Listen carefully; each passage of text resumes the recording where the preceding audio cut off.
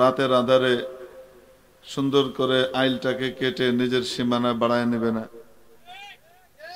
বোনকে তার হক থেকে বিভিন্ন রকমের কথাবার্তা বলে বঞ্চিত করবে না। আবার বোনও তার ভাইয়ের কাছ থেকে আল্লাহর আইনের চাইতে বেশি গিয়ে সরকারি আইনের হাইকোর্ট দেখায়া সমান সমান অধিকার দাবি করে অতিরিক্তটাও নিবে না, যদি মৃত্যুর কথা মনে থাকে। কিন্তু এগুলো আমাদের সমাজে হয় কি হয় না? তার মানে বোঝা গেল মুখে আমরা স্বীকার করি মরা লাগবে, কিন্তু কাজে কর্মে মনে হয় যেন এ দেশ ছেড়ে এই পৃথিবী ছেড়ে আর কোথাও যাওয়া লাগবে না। কুল্লু নাফসিন যায়িকাতুল মাউত, প্রত্যেক প্রাণীকেই মৃত্যুর স্বাদ গ্রহণ করতে হবে, প্রত্যেককে গ্রহণ করা লাগবে। অদ্ভুত ব্যাপার, আল্লাহ পাক এ কথা বলেন নাই কুল্লু নাফসিন মাইয়িতা, কুল্লু নাফসিন সাতামুত, প্রত্যেক প্রাণী মৃত্যুবরণ করবে, প্রত্যেক প্রাণী মৃত্যুবরণকারী, এটা বলেন নাই। বলেছেন প্রত্যেক প্রাণী মৃত্যুর স্বাদ আস্বাদনকারী। তার মানে বোঝা গেল মৃত্যুর একটা স্বাদ আছে, সেই স্বাদটা এক একজনের জন্য এক এক রকম হবে।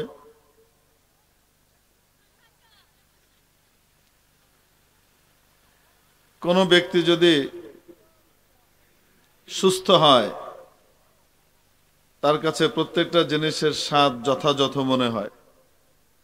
মিষ্টি তার কাছে মিষ্টি লাগে, তেতো তার কাছে তেতো লাগে, টক তার কাছে টক লাগে।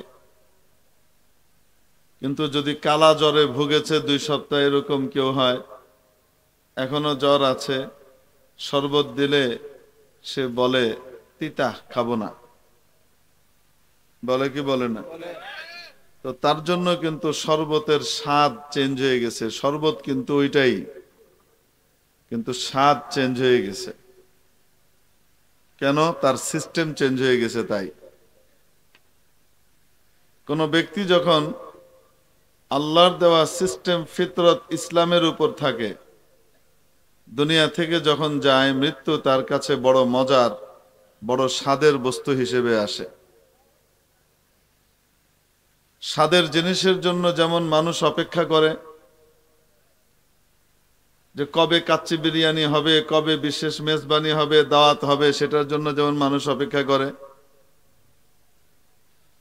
ঠিক যার ইসলামী রুচি ঠিক আছে এবং সেই রুচি অনুযায়ী চলে নিজের জীবনকে সে মুসলমান হিসেবে পার করেছে, এই ব্যক্তির মৃত্যুর স্বাদ বড় মজার, বড় সুস্বাদু হয়, যার কারণে সে মৃত্যুর জন্য অপেক্ষা করে। আর যে নিজের রুচি চেঞ্জ করে ফেলে, নবীজি বলেন কুল্লু মাউলুদিন ইউলাদু আলাল ফিতরাহ,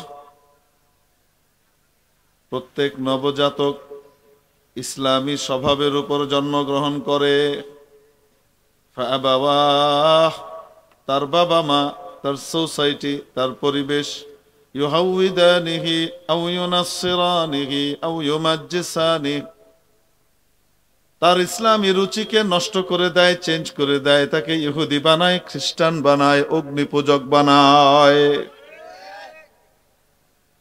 মাওলায়ে পাকের দেওয়া সিস্টেম, সেই রুচিটা যখন তার নষ্ট হয়ে যায়, মৃত্যু তার কাছে আনন্দের বস্তু হয় না, মৃত্যু তার জন্য বড় বিভীষিকাময় হিসেবে আসে। মজার মৃত্যু আর মজার থাকে না, মজার মৃত্যু বড় বিস্বাদের এবং তিতার হয়ে যায়। আর এরকম ব্যক্তি মৃত্যুর কথা শুনলে ভয় পায়।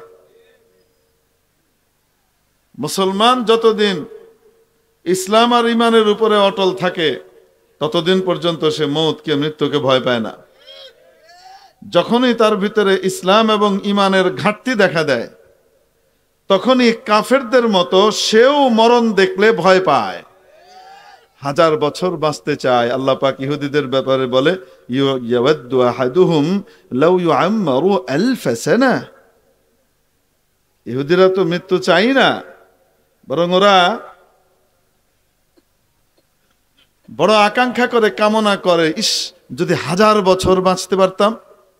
ইয়াওয়াদ্দু আহাদুহুম লাউ ইউআম্মারু আলফা সানা, 1000 বছর যদি বাঁচতে পারতাম, তারা এটা কামনা করে। অথচ মুখে কি দাবি করে জানেন? মুখে দাবি করে নাহনু আবনাউল্লাহি ওয়া আহিব্বাউ, আমরা আল্লাহর ছেলে পেলে, আমরা আল্লাহর সন্তানাদি, আমরা আল্লাহর বন্ধু বান্ধব। তো বন্ধুর সাথে তো বন্ধু দেখা করার জন্য পাগল হয়ে থাকে, পোলাপাইন তো তার বাপ মাকে দেখার জন্য পাগল হয়ে ছুটে যায়, ঠিক কি ঠিক না? তো তোমরা যদি ওরকম আল্লাহর সন্তানই নিজেকে আসলে মনে করো, আর নিজেকে আল্লাহর বন্ধুই মনে করো, তো মৃত্যুর কথা শুনলে এত ভয় পাও কেন? বোঝা গেল মুখের দাবির সাথে ভেতরের বাস্তবতার মিল নাই। সাহাবায়ে কেরামের দিকে লক্ষ্য করে দেখেন, আনন্দের জীবন ছেড়ে মৃত্যুর মুখে ঝাঁপিয়ে পড়ছে আল্লাহর দিনকে বিজয়ী করবার জন্য। কেন? তিনি জানেন, তারা জানতেন মৃত্যুর পরবর্তী জীবনটা এর চাইতেও বহুত আনন্দের এবং স্বাদের। সাহাবীর বুকে তীর লেগেছে, হার্ট ফুটো করে বেরিয়ে যাচ্ছে। বুকে তীর লেগেছে, নিশ্চিত মৃত্যু চোখের সামনে সবাই দেখে, আর উনি আনন্দের সাথে 2 হাতকে এভাবে 2 দিকে ছুড়ে দিয়ে লাফ দিয়ে বলছেন, ফুজতু ওয়ারাব্বিল কাবা, কাবার রবের শপথ, আমি সফল কাম হয়ে গেছি, সাকসেসফুল হয়ে গেছি। যতদিন পর্যন্ত মুসলমানের ভিতরে মৃত্যু অপ্রিয় হবে না, মৃত্যু তার কাছে প্রিয় হবে, ততদিন মুসলমানকে দমিয়ে রাখার ক্ষমতা কারো নাই। নবীজি সাল্লাল্লাহু আলাইহি ওয়াসাল্লাম একদিন সাহাবায়ে কেরামকে লক্ষ্য করে বললেন, বেশি দিন নাই, কিছুদিন পরেই আমার উম্মতের সামনে এমন এক কাল আসছে, চারিদিক থেকে তারা লাঞ্ছিত, বঞ্চিত, কঞ্জনার শিকার হবে, চারিদিক থেকে লাঞ্ছিত হবে, নির্যাতিত হবে, নিপীড়িত হবে, কাফেরের হাতের খেলনায় পরিণত হবে। সাহাবীরা বললেন, ইয়া রাসূলুল্লাহ, তখন কি আমরা কম থাকবো নাকি সংখ্যায়? নবীজি বললেন, না, তখন তোমরা অনেক থাকবে সংখ্যায়, কিন্তু তোমাদের অবস্থাটা কেমন হবে? তোমাদের অবস্থাটা হবে খড়কুটোর মতো, তৃণখণ্ডের মতো। খড়কুটো আর তৃণখণ্ডের মাটির সাথে কোনো সম্পর্ক থাকে না, আলাদা, বিচ্ছিন্ন হওয়ার কারণে যখন নদী বা বন্যার তীব্র স্রোত চলতে থাকে, তখন ওটার ভিতরে পড়লে স্রোতের তালে সে ভেসে যায়, সে টিকতে পারে না।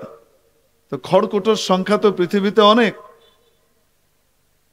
মাটিতে লেগে থাকা যে গাছ আছে, যে গাছের মূল আছে, শেকড় আছে, মাটিতে জমে থাকে, এরকম গাছের তুলনায় শুকনা লতা পাতার সংখ্যা কম না বেশি?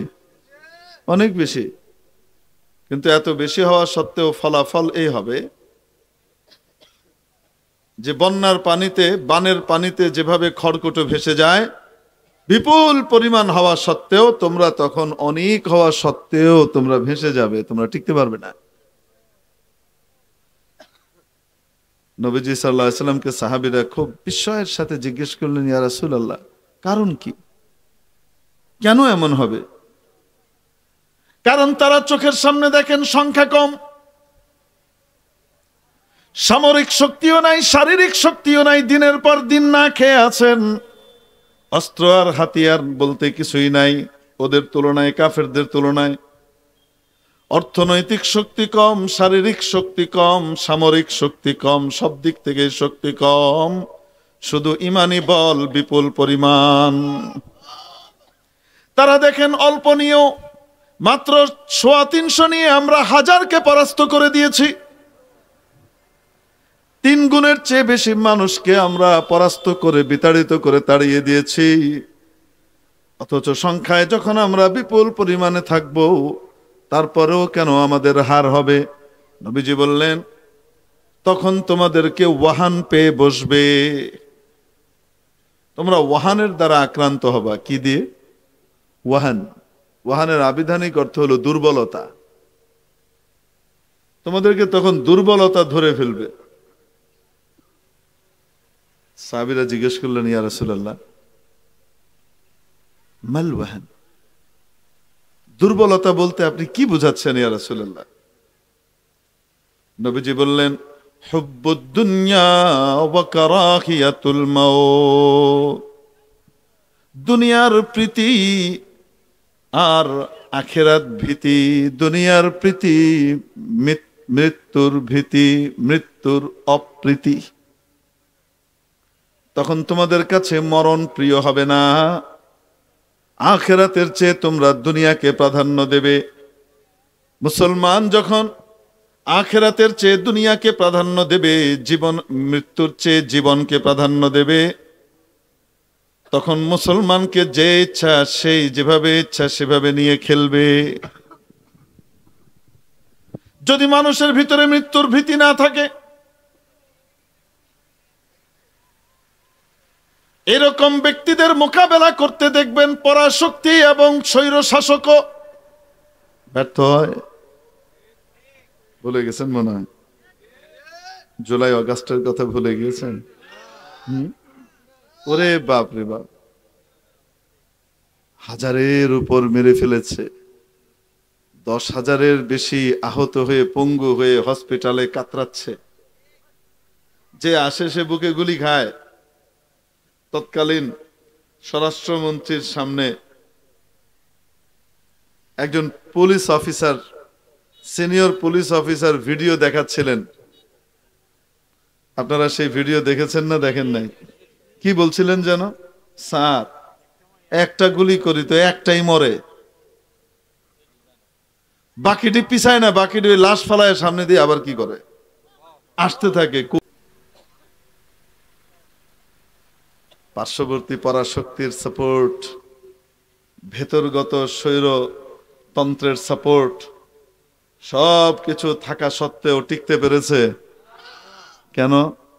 জনতা তখন মৃত্যুকে জয় করে ফেলেছে, তখন মৃত্যুর ভীতি তারা কাটিয়ে উঠেছে। ঠিক কি ঠিক না? যেমন ভাবে 1971 সালে অস্ত্র নাই, বস্ত্র নাই, কিচ্ছু নাই, কিন্তু তারা তৎকালীন স্বৈর শাসকদের গুলি আর মর্টার শেলকে জয় করে বুক পেতে যখন মৃত্যুকে জয় করেছিল, আল্লাহ স্বাধীনতার স্বাদ দিয়েছিলেন। 53-54 বছর পরে, অর্ধ শতাব্দী পরে স্বাধীনতা যখন আবার লুণ্ঠিত হয়ে যাওয়ার পর্যায়ে দাঁড়িয়েছিল, তখন আল্লাহ পাক আবার মৃত্যুকে জয়কারী ব্যক্তিদের মাধ্যমেই আবার স্বাধীনতা এনে দিয়েছেন। অবাস্তব না বাস্তব? কথাগুলো একটু তেতো লাগতেছে। হুজুর, আমরা এলাকা, আমরা সব নাওয়ে ভোট দিই, আমরা পক্ষে কইনি একটু। আচ্ছা ঠিক আছে, ঠিক আছে। তওবা করার সুযোগ শেষ হয়ে যায় নাই। তওবার সময় মাওলা দিয়ে রেখেছেন মালাম ইউগারগির, যতক্ষণ মৃত্যুর গড়গড়া শুরু না হয়। জানা নাই কখন মউত আসবে। অতএব জুলুম নির্যাতন যারা করেছে তাদেরকে আহ্বান করছি, তওবা করে ফেলো, আল্লাহর কাছে চলে যাও। এর চেয়ে বড় গুনাহ আল্লাহ মাফ করতে পারেন, ঠিক কিনা?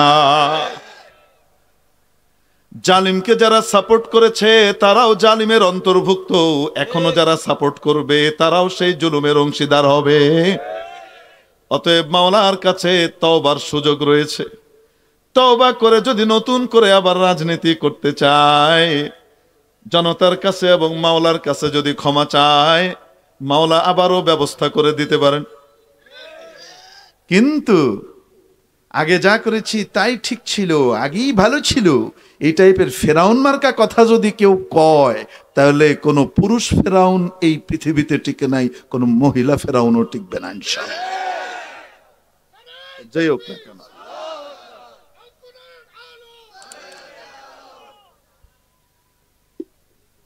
এজন্য আমরা তো রাস্তা দেখাবই। আসেন জান্নাতের দিকে, আসেন, আসেন। জান্নাতের রাস্তা হুজুরের জন্যও খোলা, মজুরের জন্যও খোলা, রাজার জন্যও খোলা, প্রজার জন্যও খোলা, ধনীর জন্যও খোলা, গরিবের জন্যও খোলা, শিক্ষিতর জন্য খোলা, বকলমের জন্য খোলা, ঠিক কি ঠিক না?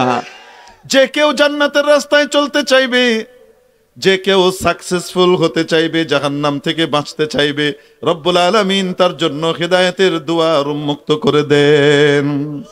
ফামান ইউরিদিল্লাহু আন ইয়াহদিয়াহু ইয়াশরাহ সাদরাহু লিল ইসলাম। হযরত ওমরের মতো, হযরত ওমর রাদিয়াল্লাহু তাআলা আনহুর মতো, তৎকালীন ভাষায় বললে উগ্র, কি পরিমাণ দুর্ধর্ষ, দুঃসাহসী। আবু জেহেলও যেটার সাহস করে নাই, মুহাম্মদের কল্লা আনবে, দলবল সহ গিয়ে মুহাম্মদের কল্লা আনবে, এই সাহস, দলবল সহ যাওয়ারও সাহস আবু জেহেল করে নাই। আর ওমর একা চলে গেছে, কার কল্লা নিয়ে আসবে? তার ভাষায় মুহাম্মদের কল্লা নিয়ে আসবে। নাউজুবিল্লাহ। রাস্তায় গিয়েছে, দেখা হয়ে গেছে নুআইম ইবনে আব্দুল্লাহ রাদিয়াল্লাহু আনহুর সাথে। তখনও ইসলাম ওনারটা প্রকাশ পায় নাই, গোপন করে রাখছেন।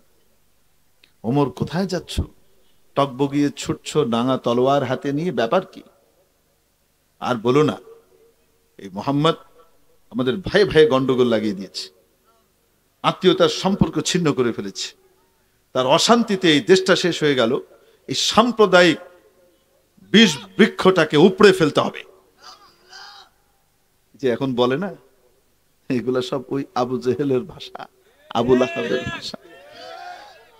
সংলাপ ওগুলাই, শুধু অভিনেতা পাল্টেছে। সংলাপ ওগুলাই, শুধুমাত্র সংলাপগুলা আওড়ানোর ব্যক্তি কি করেছে? পাল্টেছে। ওই আবু বকর, ওমর, ওসমান, আলীর যে সংলাপ ছিল, সংলাপ সেগুলাই তাদের অনুসারীরা শুধু সেই সংলাপগুলা আওড়ায়, ঠিক কিনা?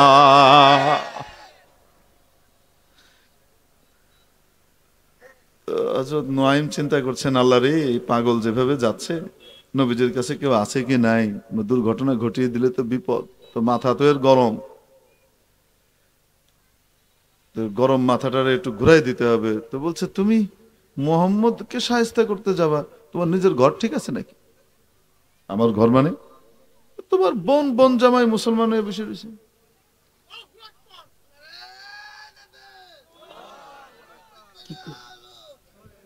ঘরে ঘরে জালো, ঠিক আছে, স্লোগান দেওয়ার দরকার নাই, শুধু শুনেন।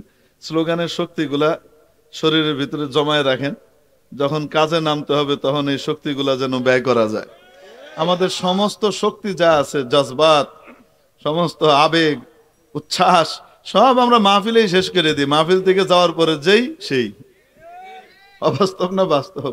যার কারণে দেখা যায় মাহফিলের ভিতরে বলার সময় বলে, অমুক তুমি এগিয়ে চলো, আমরা আছি তোমার সাথে। অমুক যখন একটু বিপদে পড়ে লগে লগে কয় কি, অমুক তুমি এগিয়ে চলো, আমরা আছি সবার পিছে। কাজে কর্মে তখন অন্যটা দেখা যায়। অবাস্তব না বাস্তব? এই জন্য স্লোগানের দরকার নাই, চলেন এগুলাকে জমা করে একসাথে কি করি, আমরা কাজে লাগাই। তো হযরত ওমর রাদিয়াল্লাহু তাআলা আনহু বলেন, তাই নাকি? হ্যাঁ। তো কথার ধাঁচে ওমর রাদিয়াল্লাহু তাআলা আনহু বুঝেছেন এই বেটার মুসলমানদের প্রতি আলাদা প্রীতি আছে। কারণ ওই যুগে কেউ যদি মুসলমানদের আলোচনা করত, তখন সবা ইয়াসবু শব্দ দিয়ে আলোচনা করত। সবা, ও নষ্ট হয়ে গেছে, ওর চেতনা পচে গেছে, এটা বলতো। উনি বলছেন কি, আসলামা, তারা মুসলমান হয়ে গেছে। উনি এই কথা দিয়ে ইঙ্গিত পাইছেন মুসলমানদের প্রতি তার একটা টান আছে, নাহলে হে কই তো নষ্ট হয়ে গেছে। মনে হচ্ছে তুইও নষ্ট হয়ে গেছিস, তবে তোকেও সাইজ করব, আগে ঘর সাইজ করে। কে বলে? হযরত ওমর চলে গেছেন বোনের কাছে। বোনের বাড়িতে গিয়ে শুনেন, ভেতরে বোন জামাই কোরআনে কারিম শিখে উস্তাদ হযরত খাব্বাব ইবনুল আরাত রাদিয়াল্লাহু তাআলা আনহু। ওমরের আওয়াজ শোনার পরে তারা সাথে সাথে কোরআন শরীফকে নিরাপদ জায়গায় লুকিয়ে ফেললেন, কারণ কোরআনের সম্মান সে বুঝে না, কোরআনের অপমান করতে পারে, ঠিক কিনা? আর ওস্তাদজিকে লুকিয়ে ফেললেন দরজার পিছনে। হযরত ওমর ঢুকলেন, তোমরা কি করছিলে? কই কিছু না। ভাই, তোরা যা নষ্ট হয়ে গেছিস জানি না? আমি সব জানি, কিছু বলি না। এই বলে বোন জামাইকে ধুমায় মারতেছে। মায়ের দেয়ার বলে তোর কারণে আমার বোনটাও নষ্ট হয়েছে। বোন জামাইরে পিটাইতেছে, আর বোন স্বামীকে বাঁচানোর জন্য নিজেকে ঢাল হিসেবে সামনে এনে দিছে। এখন বাড়িতে বোনের গায়েও পড়তেছে, এক থাপ্পড় পড়ছে, একেবারে কানের লতি ফেটে রক্ত বেরোয় আসছে। এবার হযরত ওমরের বোন খেপে গেছেন, খেপে গিয়ে বলতেছেন, ওমর, তোমার শরীরে যদি খাত্তাবের রক্ত প্রবাহিত হয়ে থাকে, আমার শরীরেও খাত্তাবের রক্তই প্রবাহিত। তুমি যদি গোমরাহি আর অন্ধকারের ভিতরে নিমজ্জিত হয়ে ডুবে থাকতে পারো, আলোর সন্ধান আর ইসলামের সন্ধান পাবার পরে মনে রাখবে যে আলো আর ইসলাম আমি গ্রহণ করেছি, আমরা গ্রহণ করেছি। আমাদেরকে মারতে মারতে তুমি আমাদের প্রাণ কেড়ে নিতে পারবা, ঈমান কেড়ে নিতে পারবা না। এক দাওয়াত, এক নারীর দাওয়াত, এক মহিলার ঈমান দীপ্ত, চেতনা দীপ্ত দাওয়াত ওমরের কুফরির আসনকে দুর্বল করে ভিত নাড়িয়ে নড়বড়ে করে দিল। ওমর নরম হয়ে গেলেন। এতক্ষণ লক্ষ্য করেননি বোনের গায়েও মার পড়েছে, রক্ত ঝরছে। মনে মনে অনুশোচনা আর অনুতাপ কাজ করে, হায় রে, যেই বোন আমাকে উল্টাপাল্টা করে আসলে মানুষ যখন ধাওয়া দিত, তাড়া দিত, সে নিজেকে সামনে এনে আমাকে বাঁচিয়ে রাখতো, আমাকে সেভ করত। আমি অসুস্থ হয়ে গেলে নিজে না ঘুমিয়ে রাতের পর রাত জেগে আমার সেবা শুশ্রূষা করত। আজকে এই আবু জাহিল্লার কথা শুনে, তার কথায় প্ররোচিত হয়ে আমি আমার এই আদরের দুলালি বোনটার গায়েও হাত তুললাম, তার শরীর থেকে রক্ত বের করলাম। কেমন পিশাচ আমি, কেমন পিশাচ আর অমানুষ আমি। নিজের ভেতরে অনুশোচনা আসছে, কৌতূহল জাগছে, কি পড়ছিল একটু পড়ে দেখি না। বললেন, তোমরা কি পড়ছিলে একটু দাও দেখি। বোন বলছেন, তুমি নাপাক, নাপাক অবস্থায় কোরআনে কারীম টাচ করা যায় না, নাপাক অবস্থায় কোরআনে কারীম স্পর্শ করা যায় না। নবীজির যুগের সাধারণ নারী সাহাবীরাও জানতেন। আজকে কিছু ইচড়ে পাকা মুসলমান বের হয়েছে, কোরআন গভীষক। এরা বলে কোরআন স্পর্শ করার জন্য অজু লাগে না, অজু ছাড়াই কোরআন ধরা যায়, আছে না নয়? যে বা যারা বলবে, যত বড় পণ্ডিতই হোক না কেন, বুঝবেন তার সাথে নবীর পরিবর্তে ইবলিসের সম্পর্ক হয়ে গেছে, শর্ট সার্কিট হয়ে গেছে। অন্যগুলা ভালো হইলো, এনে শর্ট সার্কিট হয়ে গেছে। বুঝাইতে পারি নাই মনে হয়। যুক্তি কি জানেন? যুক্তি হলো কোরআন কমপ্লিট কোড অফ লাইফ, ইংরেজিতে কয়। এই কোরআন মানুষের জীবন বিধান, এটি সবসময় সাথে থাকবে, সবসময় পড়বে, মানুষ জানবে। অজুর বাইন্ডিং দিয়ে দিলে তো মানুষ ধরতে পারবে না, পড়তে পারবে না। মানুষের কতক্ষণ অজু থাকে। কি সুন্দর যুক্তি! যুক্তিটা তো মানে আমাকে এই যে কিশোরগঞ্জকে যুক্তিটা তো এমনি কয় আর কি, কেমনে জানি। যুক্তি তো হেভি, কিন্তু যুক্তিটার সাথে কোরআন সুন্নাহর মিল আছে? আসতে বলেন। কোরআন সুন্নাহ বুঝতে হবে নিজে নিজে, নাকি যাদের সামনে কোরআন নাজিল হয়েছে তাদেরকে দেখে দেখে?